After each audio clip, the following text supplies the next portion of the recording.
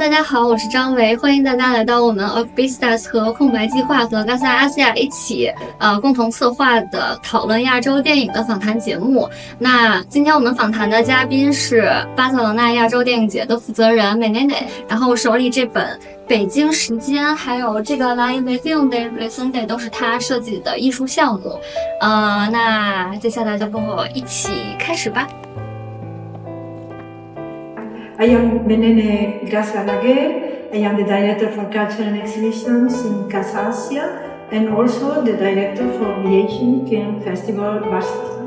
Hi everyone, I'm Wei. I have my PhD in communication in UPF, and now I work as a film curator and film festival coordinator. We know that Casa is an organization that promotes Asian culture, and objectively speaking, what is the overview of the dissemination of the Asian culture? Like, what's the audience acceptance among the audience in Barcelona?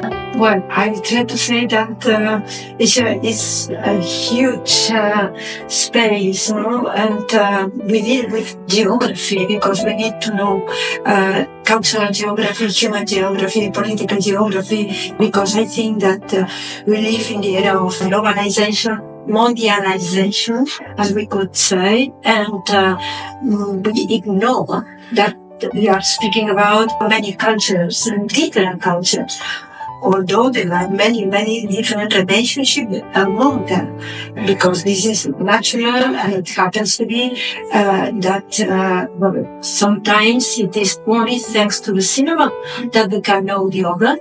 It is only through literature that we can know the other. And that is very important. That is why we try to see how to improve this knowledge of the other. And I know that in Spain you have a lot of Asian promotion of things like, for example, during the Spring Festival of China, and so you have big events you celebrated, and also how do you see that many Spanish people, they are addicted to Asian culture, for example, traditional festivals we mentioned before, and also the idol groups performing in Spain, and also the Japanese anime. I know a lot of people crazy about that.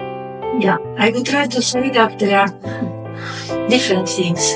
On one side, you have also the translation, which have been very important for knowing other authors, writers, what they say, and there are narratives which are from visual, and I think that this intersection between literature and visual arts is very important to take into account. So we know that this year, October, is already the 5th of the festival, and it's the 13th edition of the festival. It is. So what's your expectations or your goals to achieve this year? Well, the most important thing is to have a good program. If you have a good program, it is easier to get more audiences. But also what is what we want after that is to have every year a wider audience. This is very important for the festival, for all the festivals, not only our festival, but it really makes the festival interesting as soon as you get the public we want to. You know that the festival is has a lot of films. We have more than 100 every year, although we were growing up and having until 150 some years ago. This is too much because it is really very difficult to get the films. Distributors make it very difficult, and if you ask other festivals, we are in relation with a lot of other people, and they can tell you the same story, the same miseries, the same things, the same problems, the same, because you start in a relationship, you ask the distributor, the film, you can speak to the director, you can speak, but at the end you have the distributor, and the distributor is the one who says, this is like this or this is not like this, then it makes it different, for us, I think distribution should be easier in many ways, because once you have the film, you see the film and you say, yeah, I want the film for the festival, then it is all difficult to say, well, am I going to have the film really?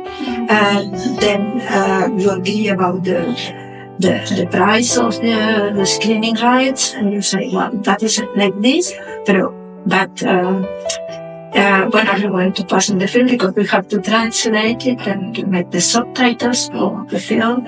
And, it takes time sometimes to get it ready for the end. And you are always suffering, but it happens to everyone working in festivals. This is, you would like to be organized, to say, well, I am this, I want these films, you have these films, I give it to the translator, and the translator, and we have to learn all the time. I mean, it is not a question of organization by ourselves, but it is more a question of the distributors and to get the films in time to do everything.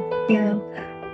How do you think the future of Asian cinema in Europe in general? I think that the presence of Asian cinema is bigger and bigger, wider and wider every year. Then I think that also the interest of the public is also growing and growing.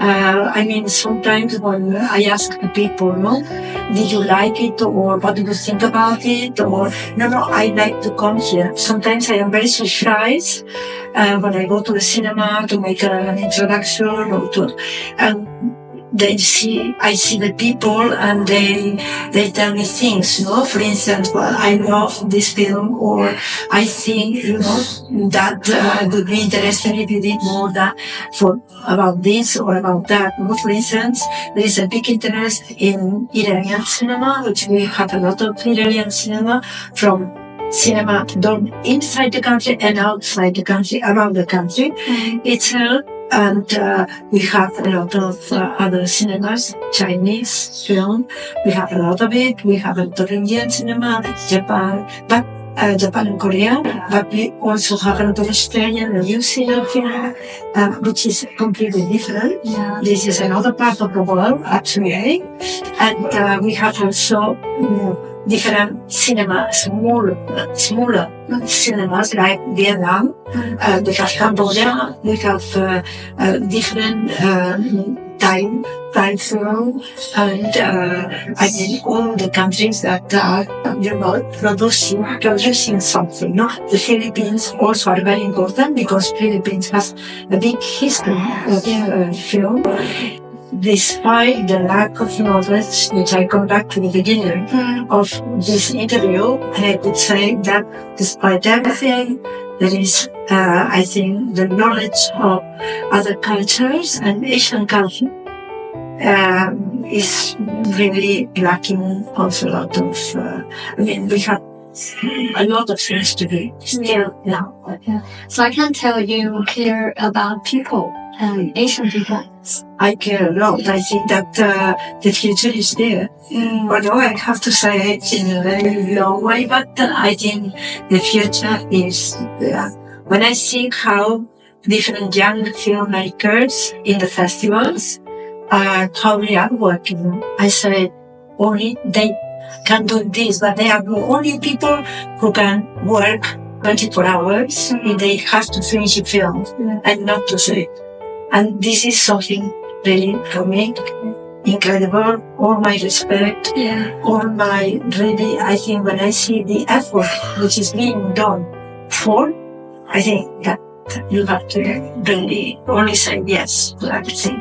Then I think that when I see people and I see the interest, how they do things, I think, well, they are going to go very far. And this, the experience gives you this kind of sense that if you see people doing that, you see the future.